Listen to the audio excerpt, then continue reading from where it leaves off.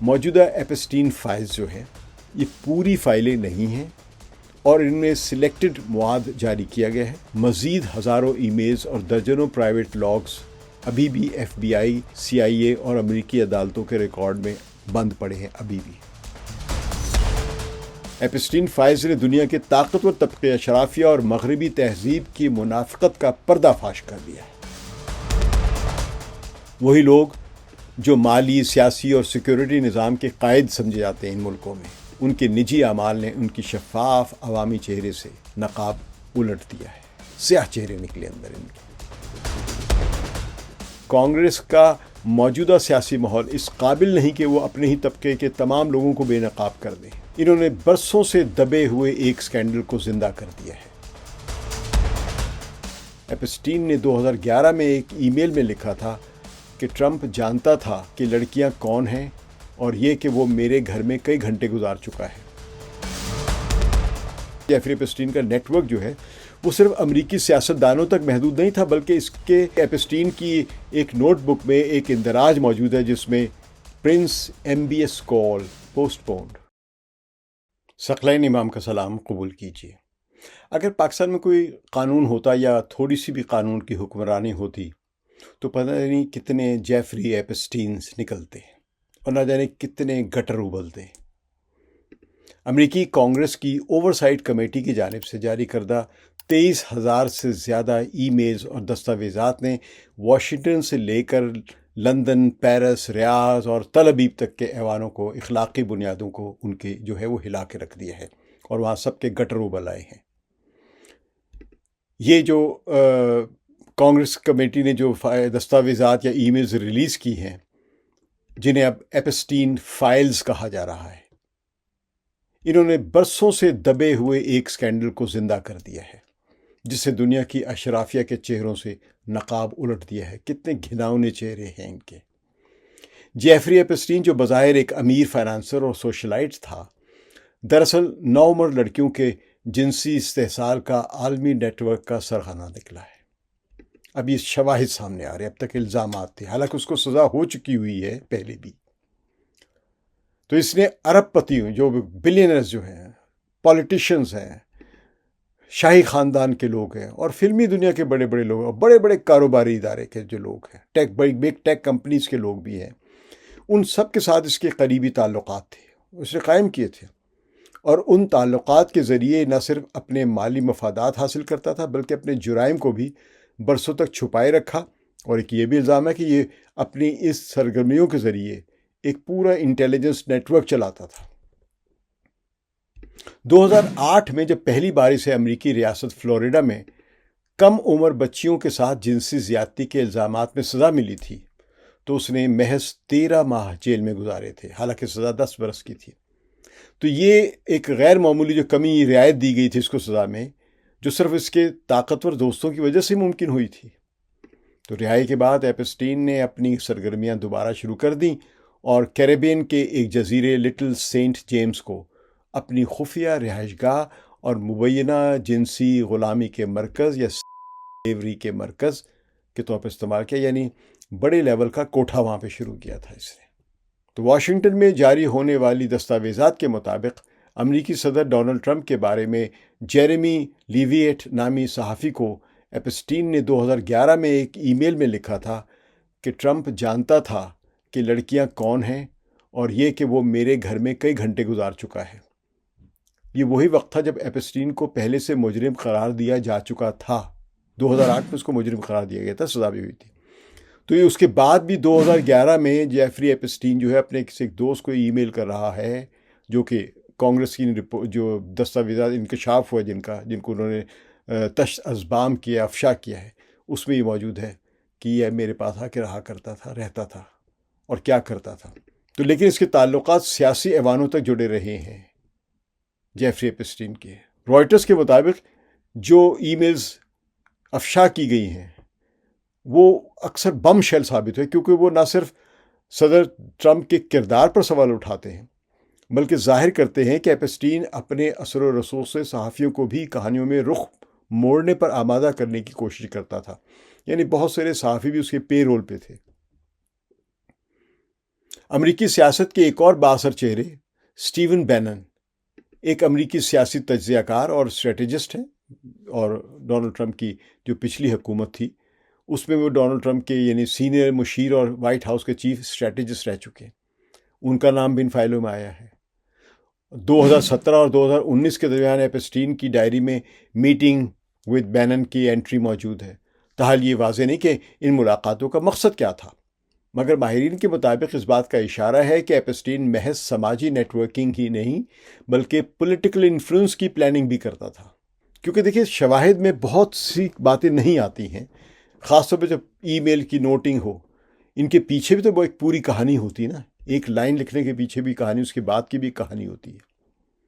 اچھا، الجزیرہ کے مطابق جو ٹیکنالوجی کی دنیا کے ارب پتی ہیں پیٹر تھیل اور ایلان مسک، ان کے نام بھی ایپسٹین کی شیڈول میں پائے گئے ہیں۔ ایک انٹری میں دسمبر 2014 کے لیے لکھا گیا ہے کہ Elon Musk to island, island کون سا؟ جہاں پہ اس کا کوٹھا تھا۔ Is this still happening? یعنی انڈائریکٹ وہ کہہ رہے کہ کیا ایلان مسک ابھی بھی جزیرے پر آ رہا ہے، اور کیا جو ہمارا اس سے بات ہوئی تھی وہ اس پر وہ قائم ہے؟ تو یہ اشارتاً سب باتیں سامنے آ رہی ہیں۔ تو ایلان مسک نے اس اندراج کو غلط اور جعلی قرار دیا ہے اور کہا ہے کہ وہ ایپسٹین سے کبھی ذاتی طور پر نہیں ملے۔ مان لیتے بھائی، آپ طاقتور آدمی، ٹریلینئر ہیں آج کے دور کے۔ تاہم مختلف ذرائع کے مطابق ایپسٹین کے جزیرے پر ہونے والی پارٹیوں کے بارے میں بہت کچھ ابھی بھی پردے میں ہے۔ یہ جیفری ایپسٹین کی عیاشیاں جو ہیں ان کے یہ اڈا تھا، یہ ان پارٹیوں کو سینٹر تھا۔ یہ لاہور کا ہیرا منڈی کا کوٹھا نہیں تھا، یہ بڑے لوگوں کے لیے ایک عیاشی کا اڈا تھا جس کے لیے اس نے ایک آئی لینڈ خریدا ہوا تھا۔ انہی فائز میں ایک اور نام ڈیموکریٹک پارٹی کے سابق امریکی سینیٹر جو تھے جارج مچل، ان کا بھی نام ہے۔ ویکیپیڈیا اور مختلف امریکی رپورٹس کے مطابق ان کا نام متاثرہ افراد کے بیانات میں بھی سامنے آیا ہے، یعنی جو لوگ متاثر ہوئے تھے جیفری ایپسٹین کے نیٹ ورک کی وجہ سے، بچیاں خاص طور پہ۔ تو مچل نے ہمیشہ ان الزامات سے انکار کیا ہے، مگر تازہ دستاویزات میں ان کے اور ایپسٹین کے درمیان رابطوں کی مزید تفصیلات سامنے آئی ہیں جن پر اب دوبارہ سوال اٹھنے لگے ہیں۔ یہ بڑے لوگوں میں بڑی باتیں ہوتی ہیں، یہ بہت کچھ کرتے ہیں، لیکن ہمیشہ ایک شریف، پیار بھرے آدمی، نیک، اس طرح بنے رہتے ہیں۔ تو میڈیا جو مختلف رپورٹس آئی ہیں اس میں یہ بھی بتایا گیا کہ کیتھرین رومیولر جو اوباما دور میں وائٹ ہاؤس کی قانونی مشیر رہ چکی ہیں، یعنی تعلقات اوباما کے دور سے بھی چلے آ رہے ہیں، ان کے بھی ایپسٹین سے متعدد ملاقاتوں کا ذکر موجود ہے۔ یعنی اوباما کی براہ راست ملاقات نہیں ہے، لیکن اوباما کے سٹاف کی ایک خاص آفیسر جو ہیں وہ ایپسٹین سے ملتی رہی ہیں۔ تو ان خاتون نے، کیتھرین صاحبہ نے جو وضاحت دی ہے وہ یہ کہ ملاقاتیں صرف پیشہ ورانہ نوعیت کی تھیں، ہم صرف کیسز ڈسکس کرتے تھے۔ جیفری ایپسٹین ان کو بڑے زبردست مشورے دیتا ہوگا، کوئی شاید ان سے بھی بڑا قانون دان تھا۔ تاہم فائلوں میں موجود وقت اور جگہ کے اندراج نے مزید سوالات کو جنم دیا ہے کہ یہ ملاقاتیں ایسی مشکوک جگہوں پہ کیوں ہوتی تھی۔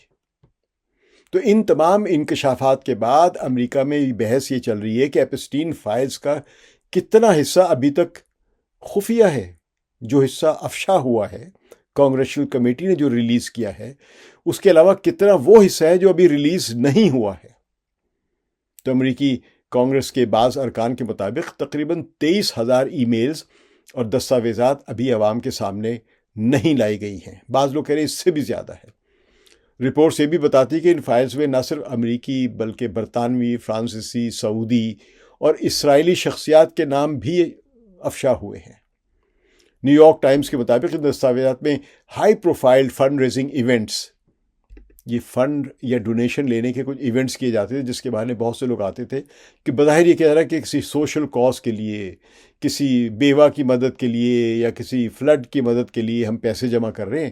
تو وہ ایک سب کو سمجھے کہ یہ ڈونیشن کے ایونٹس کرتے تھے، اور اسی کے ذریعے گلوبل فائنینشیل ٹریلز کی تفصیلات بھی آتی ہے سامنے، جنہیں مکمل طور پر ابھی ان جو چیزیں افشا کی گئی ان میں جاری نہیں کیا گیا، ان کو وہ شامل نہیں ہے اس میں، کہ اس میں پیسوں کا لین دین کس طرح ہوتا تھا، وہ ابھی چیزیں واضح نہیں کی گئی ہیں۔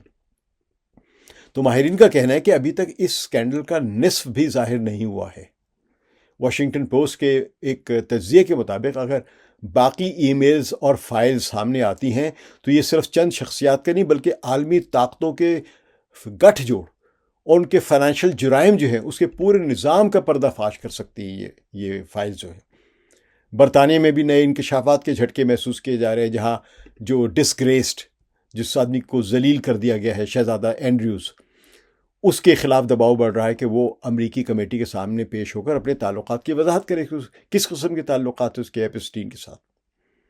نومبر 2025 میں منظر عام پر آنے والی نئی فائلوں نے پہلی بار یہ ثابت کر دیا ہے کہ برطانوی شہزادہ اینڈریو کے بارے میں جو تصویری سکینڈل برسوں سے میڈیا میں گردش میں رہا تھا، جس کی شاہی خاندان تردید کرتا رہا ہے اور اس کے دوست بھی تردید کرتے رہے، وہ محض افواہ نہیں بلکہ اب وہ ایک حقیقت ثابت ہو گئی ہے۔ برطانوی نشریاتی ادارہ ہے ITV، ان کے مطابق ایپسٹین نے خود 2011 میں ایک ای میل میں اعتراف کیا ہے کہ ہاں وہ لڑکی، نوجوان لڑکی، بچی ورجینیا جیفری جس کا نام تھا، وہ میری فلائٹ میں تھی، اور ہاں اس نے اینڈریو کے ساتھ تصویر کھنچوائی تھی۔ یہی وہ تصویر تھی جس میں شہزادہ اینڈریو ایک کم عمر لڑکی کے ساتھ لندن کے ایک گھر میں مسکراتے نظر آ رہے تھے۔ یہ فوٹو 2011 میں پہلی بار دی میل آن سنڈے نے شائع کی تھی، اور تب سے اینڈریو اور ان کے حمایتی اس کی اصلیت کو چیلنج کرتے رہے۔ وہ کہتے ہیں فوٹو شاپڈ ہے۔ تاہم اب ایپسٹین کے اپنے الفاظ نے ساری بحث ختم کر دی ہے کہ ہاں اینڈریو اس لڑکی کے ساتھ تھے۔ یہ جو ای میل کے جو تبادلے ہوئے ہیں، جو لیک ہوئے ہیں، افشا کیے گئے، ان میں ایک اور حیرت انگیز بات سامنے آئی ہے کہ ایپسٹین نے ایک صحافی کو لکھا کہ بکنگم پیلس خوش ہوگا اگر اینڈریو پر یہ الزام لگانے والی لڑکی کو جھوٹا ثابت کیا جائے۔ تو ایپسٹین نے اس صحافی سے کہا تھا کہ تمہیں ورجینیا جیفری کی تحقیقات کرنی چاہیے، میں وعدہ کرتا ہوں کہ وہ فراڈ ہے، اگر تم نے یہ ثابت کر دیا تو تم اور میں زندگی بھر خوش رہیں گے، یعنی پھر عیاشی کرتے رہیں گے۔ یہ پیسے دینے لینے کا، وہ جو صحافیوں کو لفافے دیے جاتے ہیں نا، تو یہاں پہ ڈائریکٹلی نہیں کہا تھا کہ اتنے پیسے ہو گئے، پھر تیری زندگی بدل جائے گی۔ تو یہ وہی لڑکی تھی جس سے بعد میں دعویٰ کیا کہ اسے گیسلین میکسیول، جو کہ اس کی بہن تھی ایپسٹین کی، اس نے لندن میں ایپسٹین کے لیے ریکروٹ کیا تھا، جہاں اسے شہزادہ اینڈریو کے ساتھ تعلقات قائم کرنے پر مجبور کیا گیا تھا۔ یہ اس وقت بچی تھی، اس کو پتہ ہی نہیں تھا، اس کو لگا دیا اس کام پہ۔ تو اسی دوران ایک میگزین نے انکشاف کیا کہ 2011 میں شہزادہ اینڈریو نے خود بھی ایپسٹین اور گیسلین میکسیول کو ای میل کی تھی، جس میں وہ التجا کرتا رہا، براہ کرم میرے دفاع میں بیان جاری کرو، میں برداشت مزید نہیں کر سکتا۔ اسی ای میل سے ظاہر ہوتا ہے کہ ایپسٹین کے ساتھ اس کے تعلقات اس وقت بھی برقرار تھے جب اینڈریو دعویٰ کر چکے تھے کہ وہ اس سے تعلقات ختم کر چکا تھا۔ ایپسٹین کی موت کے بعد یہ کیس زیادہ تر سرد خانے میں چلا گیا تھا، مر گیا، پھر بولنے والا کوئی نہیں تھا۔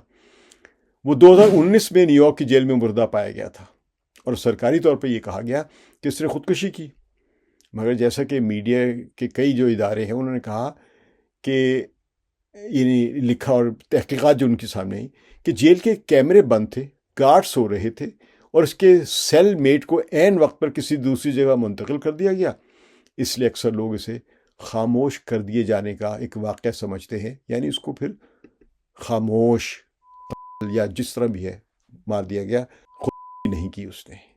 یہ میڈیا کی اپنی انویسٹیگیشن ہے۔ تو اب جو یہ نئی فائلز نے صرف اینڈریو کو ہی نہیں بلکہ کئی دیگر عالمی شخصیات کو بھی بے نقاب کیا ہے۔ مثال کے طور پر برطانوی سیاستدان جو لیبر پارٹی کے رہنما ہیں اور ٹونی بلیئر کے بڑے جگر دوست تھے، لارڈ پیٹر مینڈلسن، انہوں نے 2016 تک ایپسٹین سے رابطہ برقرار رکھا، یعنی اس وقت بھی جب ایپسٹین ایک سزا یافتہ مجرم تھا۔ ایک ای میل میں مینڈلسن نے ایپسٹین کو مشورہ دیا، BBC کو انٹرویو مت دینا۔ تو ایپسٹین نے جواب دیا، تم ٹھیک کہتے ہو، میں اب اینڈریو سے بھی دور ہی رہوں گا۔ دوسری ای میل میں مینڈلسن ایپسٹین سے مذاق میں کہتا ہے، میں نے اپنی زندگی بڑھانے کا فیصلہ کیا ہے امریکہ آ کر، اور اس کے جواب میں ایپسٹین جواب دیتا ہے، ڈونلڈ کی وائٹ ہاؤس میں، یعنی تم جو عیاشی کرنے آؤ گے یہاں پہ اپنی زندگی بڑھانے کا مطلب میں اور مزے لینا چاہتا ہوں۔ تو وہ جواب میں ایپسٹین کہتا ہے کہ ڈونلڈ کے وائٹ ہاؤس میں، اس وقت وہ وائٹ ہاؤس میں ہوتے تھے نا، صدر بن گئے تھے۔ تو مطلب یہ اس قسم کے لوگ ہیں۔ اس سے ڈونلڈ ٹرمپ کی بھی کتنی ان کے ساتھ تعلقات، گہرے تعلقات نظر آتے ہیں۔ تو اس مکالمے سے ظاہر ہوتا ہے کہ ایپسٹین 2016 کے امریکی انتخابات کے موقع پر بھی سیاسی پس منظر میں متحرک تھا۔ تو ایپسٹین فائلز کے منظر عام پر آنے سے یورپ میں ہلچل مچی ہوئی ہے۔ فرانس میں ایک کہنے کے سابقہ وزیر داخلہ پر دباؤ بھی بڑھ گیا کہ وہ وضاحت دیں کہ وہ ایپسٹین کے پیرس والے اپارٹمنٹ میں بار بار کیوں جایا کرتے تھے۔ اسرائیل میں بعض میڈیا رپورٹس نے بتایا کہ ایک سابق انٹیلیجنس افسر بھی ایپسٹین کے مالی معاملات سے منسلک رہے ہیں۔ تو ان تمام انکشافات کے باوجود امریکی کانگریس کی رپورٹ کے مطابق ابھی تقریباً 70 فائلیں عوام کے لیے بند ہیں، ان کو سینکشن لگی ہوئی ہے، ان کو ریلیز نہیں کیا گیا ہے۔ ایک پاکستان میں بھی وہ 10th والیوم آنا تھا، آج تک آیا نہیں ہے۔ تو یہاں بھی ابھی 70 فائلیں ہیں جو ابھی باہر نہیں آئی ہیں ایپسٹین کے کیس میں۔ تو ان میں درجنوں اعلیٰ شخصیات کے نام، مالیاتی دستاویزات، خفیہ ویڈیوز اور ایپسٹین کے مبینہ کلائنٹس کی تفصیلات شامل ہیں۔ ماہرین کے مطابق یہ وہ حصہ ہے جو شاید کبھی سامنے نہ آئے، کیونکہ اس میں امریکہ، برطانیہ، یورپ، مشرقی وسطیٰ اور ایشیا کے کئی طاقتور لوگوں کے مفادات، جیو پولیٹیکل یا جیو اسٹریٹجک یا فوجی نوعیت کی یا سلامتی نوعیت کے مفادات جوڑے ہوئے ہیں۔ تو ان کو سلامتی کے نام پر ان کو شاید ریلیز ہونے سے روک دیا جائے گا۔ دنیا بھر میں سیاست، شاہی خاندانوں اور ہالی ووڈ کے ایوانوں میں بھی کھلبلی مچی ہوئی ہے۔ امریکی کانگریس کی کمیٹی کی جانب سے جاری ہونے والی جو تازہ ترین ایپسٹین فائلز ہیں، انہوں نے وہ راز افشا کر دیا جن کے پیچھے برسوں سے طاقت، دولت اور گناہ کی کہانیاں دفن تھیں۔ یہ فائلز ان میں ہزاروں ای میلز، ملاقاتوں کے ریکارڈ اور پرائیویٹ شیڈول شامل ہیں۔ پرائیویٹ شیڈولز کس کے؟ ایپسٹین کے اپنے، کن سے ملنا ہے، کن سے نہیں ملنا، کن سے کب ملنا ہے، کس کی کال آئی تھی، کس سے کیا بات ہوئی تھی، تو وہ سب موجود ہے۔ تو جو اب تک ریلیز ہو اس سے یہ ظاہر کیا جا رہا ہے اس میں کہ جیفری ایپسٹین کا نیٹ ورک جو ہے وہ صرف امریکی سیاستدانوں تک محدود نہیں تھا، بلکہ اس کے سرے جو ہیں، اس کے ڈانڈے جو ہیں، وہ مشرق وسطیٰ، یورپ اور ہالی ووڈ تک پھیلے ہوئے تھے۔ اسرائیل کے سابق وزیر اعظم ایہود باراک ان عالمی شخصیات میں شامل ہیں جو بارہا ایپسٹین کے مہمان رہے ہیں۔ رپورٹس کے مطابق ایہود باراک نے 2013 سے 2017 کے درمیان ایپسٹین سے کم از کم 30 ملاقاتیں کی اور بعض اوقات اس کے نجی جہاز پر بھی سفر کیا۔ ایپسٹین ہمیشہ کچھ خوبصورت پریوں کے ساتھ ہی سفر کیا کرتا تھا، جو عام طور پہ غریب یا بہکائی ہوئی بچیاں ہوتی تھیں۔ اسرائیلی میڈیا ہارٹس کے مطابق ایہود باراک نے ایک موقع پر لٹل سینٹ جیمز آئلینڈ، جو کہ میں نے بتایا بھی کہ ایپسٹین کا ایک اڈا تھا، ایک کوٹھا تھا، وہاں کی جانے کی منصوبہ بندی کی تھی۔ ایہود باراک نے البتہ تمام الزامات کی سختی سے تردید کی اور کہا کہ ان کی ملاقات صرف سرمایہ کاری کے منصوبوں پر بات چیت تک محدود رہی تھی۔ جیفری ایپسٹین شاید ورلڈ بینک کا پریزیڈنٹ تھا یا IMF کا مینیجنگ ڈائریکٹر تھا۔ تو یورپ میں بھی اس اسکینڈل کی گونج سنائی دے رہی ہے ہمیں۔ گارجین اخبار جو ہے اس کے مطابق ایپسٹین کی جو ایڈریس بک میں جو جرمنی، فرانس، سوئٹزرلینڈ اور روس کے کاروباری خاندانوں کے متعدد نام شامل ہیں۔ برطانوی شاہی خاندان کے علاوہ یورپ کے بعض دیگر شاہی افراد کے حوالے سے بھی تفتیشی رپورٹس میں ان کا ذکر کیا گیا، اور وہ ایپسٹین کے جو چیریٹی پروگرامز ہوتے تھے ان کی مختلف تقریبات میں شریک بھی ہوتے تھے۔ تو ان ملاقاتوں کی نوعیت کے بارے میں کوئی قطعی ثبوت نہیں ہے، مگر ای میل سے ظاہر ہوتا ہے کہ ایپسٹین ان شخصیات کو اپنے انفلوئنس میں یا اس کے دائرے میں لانا چاہتے تھے یا کوئی رابطہ رکھتے تھے۔ ہالی ووڈ کی دنیا بھی ان فائل سے محفوظ نہیں ہے۔ ایپسٹین کی سماجی تقریبات میں کئی مشہور شخصیات شریک ہوتی تھی، جن میں برطانوی ماڈل نعومی کیمبل، اداکار لیونارڈو ڈی کیپریو اور آسٹریلوی اداکارہ کیٹ بلینشٹ اس کے نام نمایاں ہیں، اور بھی بہت سے نام ہیں۔ یہ ملاقاتیں بظاہر فلاحی اور ویلفیئر کی اور آرٹسٹوں کی جو سرگرمی ہیں ان کے نام پر ہو رہی ہیں، لیکن ای میل سے پتہ چلتا ہے کہ ایپسٹین اپنی سماجی تقریبات کو طاقتور شخصیات سے تعلقات مضبوط بنانے کے لیے استعمال کرتے تھے، اور ایسی نامی گرامی اداکاروں کو بلاتے بھی تھے تاکہ وہ ان سے ملیں اور تعلقات اس کے بنیں۔ ان فنکاروں میں سے بیشتر نے بعد میں کہا کہ وہ ایپسٹین کے اصل کردار سے لا علم تھے۔ بڑی اچھی بات ہے، اور انہوں نے کبھی کوئی غیر قانونی سرگرمی نہیں دیکھی وہاں پہ، یہ بھی بہت اچھی بات ہے۔ یعنی جیفری ایپسٹین کی طرف سے بھی جاتے تھے تو وہاں پہ بڑی نیک کام کرتے تھے، چرچ کھولا ہوا تھا نا اس نے ان کے لیے، ان دنیا کی بڑی بڑی نامی گرامی اداکاراؤں کے لیے۔ تو مشرق وسطیٰ کے سعودی عرب کے جو شاہی خاندان کے افراد کے نام بھی مبینہ طور پر ایپسٹین کے رابطۂ نیٹ ورک میں پائے گئے ہیں۔ دی انڈیپینڈنٹ کے مطابق، جو اگین دی انڈیپینڈنٹ نہیں ہے، اس کے بھی سعودی حکومت سے رابطے بنتے ہیں انڈائریکٹلی۔ تو اس کے مطابق بھی ایپسٹین کی ایک نوٹ بک میں ایک اندراج موجود ہے جس میں پرنس MBS کال پوسٹ پونڈ۔ دیکھیے ان سارے واقعات میں ہوتا ہے کہ پوری تفصیلات واقعی کی نہیں ہیں، بلکہ جو واقعات ہو رہا ہے پس منظر میں اس کے حوالے سے ایک آدھ نوٹنگ مل جاتی ہے۔ تو یہ اس کی ڈائری میں لکھا ہوا ہے، پرنس MBS کال پوسٹ پون۔ تو اگرچہ سعودی حکام نے اس کی سختی سے تردید کی اور کہا کہ ولی عہد محمد بن سلمان کا ایپسٹین سے کبھی کوئی رابطہ نہیں ہوا، مگر مبصرین کے مطابق یہ نوٹنگ جو اس بات کا اشارہ ضرور ہے کہ ایپسٹین نے خلیجی سرمایہ کاروں اور سیاسی شخصیات کے ساتھ تعلقات استوار کرنے کی بھرپور کوشش کی تھی۔ بہت ساری باتیں شاید بعد میں آئیں سامنے یا کبھی بھی نہ آئیں سامنے۔ فرانسیسی میڈیا نے یہ بھی رپورٹ کیا ہے کہ ایپسٹین کا قریبی تعلق فرانسیسی ماڈل سے تھا، ژان لک برونیل۔ یہ ایجنٹ تھا جو کم لڑکیوں کو ماڈلنگ کے مواقع کے بہانے اس کے نیٹ ورک تک پہنچایا کرتا تھا، بھرتی کر کے ایپسٹین تک پہنچا دیا کرتا تھا۔ تو برونیل کے فرانس اور یورپ کے سیاسی ایوانوں سے تعلقات نے اس معاملے کو اور زیادہ پیچیدہ بنا دیا ہے، کیونکہ برونیل یہاں کے لوکل لیول کے ایپسٹین کا نیٹ ورک تھا۔ پیرس کا اخبار لیمونڈ کے مطابق ایپسٹین کے یورپی رابطوں میں کم از کم 25 ایسے افراد تھے جو اپنی حکومتوں میں کلیدی عہدوں پر فائز رہے ہیں، بڑی اہم شخصیات تھے۔ تو میڈیا کہہ رہا ہے کہ ایپسٹین کی فائلوں میں موجود جو مواد کا صرف ایک حصہ عوام کے سامنے آیا ہے، تقریباً 23,000 ای میلز ہیں اور درجنوں پرائیویٹ جو کیسٹ لسٹس ہیں ابھی بھی خفیہ رکھی گئی ہیں۔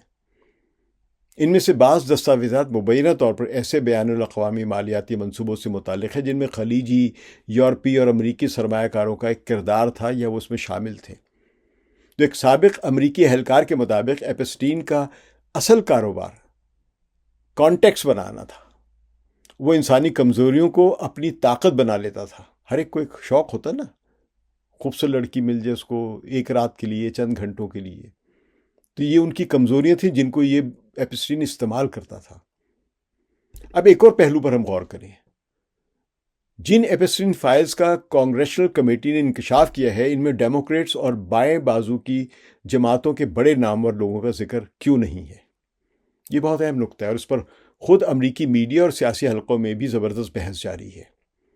جو ایپسٹین فائلز امریکی کانگریشنل کمیٹی نے حال ہی میں جاری کی ہیں، وہ دراصل ایپسٹین کے مالی، سماجی اور مواصلاتی ریکارڈ کا یعنی کمیونیکیشن کا ایک سلیکٹڈ حصہ ہے، جنہیں ہاؤس اوورسائٹ کمیٹی نے یعنی کانگریس کی جو ہے اس نے شفافیت کے مفاد میں عوام یعنی پبلک کیا ہے۔ لیکن ماہرین اور بعض امریکی صحافیوں کے مطابق یہ پوری کہانی نہیں ہے۔ تو ڈیلی میلز اور فاکس نیوز نے واضح طور پر دعویٰ کیا ہے کہ ایپسٹین کا جو نجی ریکارڈ FBI کی کسٹڈی میں ہے، ان میں سینکڑوں صفحات ابھی تک کلاسیفائڈ ہیں یعنی خفیہ ہے۔ ان میں مبینہ طور پر وہ ای میل چینز اور ملاقاتوں کے ریکارڈ شامل ہیں جن میں ڈیموکریٹک پارٹی سے وابستہ چند اہم شخصیات، اوباما دور کے مشیر اور سابق صدر بل کلنٹن کے کلنٹن فاؤنڈیشن کے چند عہدیداروں کے نام بھی آتے ہیں، کیونکہ کلنٹن صاحب بھی بہت دوست تھے ایپسٹین کے۔ تو انڈیپینڈنٹ نے یہ بھی لکھا ہے کہ ایپسٹین کے جو فلائٹ لاگس تھے، یعنی اس کے جہازوں میں سفر میں آنے جانے والے مسافروں کی فہرست، کب کون آیا کب کون گیا، ان میں کئی نام ایسے ہیں جو کانگریشنل کمیٹی کی رپورٹ میں شامل نہیں کیے گئے ہیں۔ وجہ یہ بتائی گئی کہ ان ناموں کی تصدیق کے لیے ثبوت ناکافی تھے۔ بھئی ثبوت نہیں تھے، آپ صرف لسٹ جاری کر دیتے، لیکن پروٹیکٹ کرنے کے طریقے ہوتے، بہانے ہوتے۔ مگر ناقدین کے مطابق یہ ایک سیاسی عذر ہے، بہانہ ہے، کیونکہ انہی معیارات کو کچھ اور شخصیات پر لاگو نہیں کیا گیا ہے۔ بعض مبصرین خصوصاً امریکی آزاد صحافی گلین گرین والڈ اور مائیکل شیلنبرگر نے کہا ہے کہ ایپسٹین نیٹ ورک کی جڑیں دونوں پارٹیوں میں پھیلی ہوئی ہیں، مگر جو فائل سامنے آئی ہیں وہ صرف آدھی سچائی دکھاتی ہیں۔ ان کے مطابق کانگریس کا موجودہ سیاسی ماحول اس قابل نہیں کہ وہ اپنے ہی طبقے کے تمام لوگوں کو بے نقاب کر دیں، ہمت ہی نہیں ان میں۔ اور پھر ایک اور پہلو بھی ہے، ایپسٹین کا نیٹ ورک صرف جنسی استحصال یا کوٹھے والے کاموں کے لیے یا معاشرتی بدعنوانی یعنی کرپشن، جو سیکس کی جو کرپشن تھی، یہ صرف اس کے لیے محدود نہیں تھا، بلکہ یہ ایک انٹیلیجنس لنکڈ آپریشن کے طور پر بھی دیکھا جا رہا ہے۔ کچھ افسر لارنس جو CIA کے سابق افسر ہیں، وہ کہتے ہیں کہ ایپسٹین کا بعض روابط اور امریکی اور غیر ملکی خفیہ اداروں کے ساتھ ایک سافٹ بلیک میل چینل بھی کام کرتا تھا، یعنی بڑے اچھے طریقے سے وہ کسی کو بلیک میل کرنا ہوتا تو ایجنسیاں کھل کے سامنے نہیں آتی، اس قسم کے نیٹ ورکس کو یوز کرتی تھی۔ اس لیے وہ مواد جو قومی سلامتی یا خفیہ تعاون سے متعلق تھا اب تک جان بوجھ کر چھپایا گیا ہے۔ ڈیموکریسی ناؤ ایک چینل ہے، بہت اچھا ہے، پازیٹیو ہے۔ اس کی ایمی گڈ مین جو ہے بہت اچھی ہوسٹ ہے، اینکر ہے، انہوں نے ایک پاکستانی نژاد امریکی جرنلسٹ ہے ارتضیٰ حسین، اس کا انٹرویو کیا ہے، اور ارتضیٰ حسین نے یہ بتایا ہے کہ کس طرح یہ ایپسٹین کا جو نیٹ ورک تھا، یہ موساد، دوسری انٹیلیجنس ایجنسیز، CIA اور بھی دوسرے ملکوں کے نام میں اپنی تفصیل سے نہیں لے سکتا، ان کے ساتھ مل کے یہ نیٹ ورکنگ کرتے تھے، اور بعض اوقات ٹرمپ کے یا یہاں تک کہ باراک اوباما کے زمانے میں بھی روسی صدر ولادیمیر پوتن سے کانٹیکٹ کرتے تھے، کوئی تجاویز کا تبادلہ ہوتا تھا کہ شام میں یہ کر لے، صومالیہ میں وہ کر لیں، ادھر یہ کر لے۔ تو اس طرح کی ایک نیٹ ورکنگ بھی اس کے تھرو چل رہی تھی۔ یعنی یہ نیٹ ورک جو تھا یہ صرف عیاشیوں کا اڈا ہی نہیں تھا، بلکہ یہاں پہ انٹیلیجنس کے کھیل بھی کھیلے جاتے تھے۔ ہم نے کافی پہلے کبھی پڑھا تھا جب جرنلزم کا آغاز کیا تھا کہ the second oldest profession is intelligence and first prostitution تھا۔ کسی نے تنزیہ لکھا تھا، لیکن یہ لکھا تھا اور میں نے پڑھا تھا کہیں۔ مختصراً یہ کہا جا سکتا ہے کہ موجودہ ایپسٹین فائلز جو ہیں یہ پوری فائلیں نہیں ہیں، اور ان میں سلیکٹڈ مواد جاری کیا گیا ہے، غالباً سیاسی جو کمپرومائزز ہیں ان کے تحت۔ اور سب سے اہم بات، مزید ہزاروں ای میلز اور درجنوں پرائیویٹ لاگز ابھی بھی FBI، CIA اور امریکی عدالتوں کے ریکارڈ میں بند پڑے ہیں ابھی بھی۔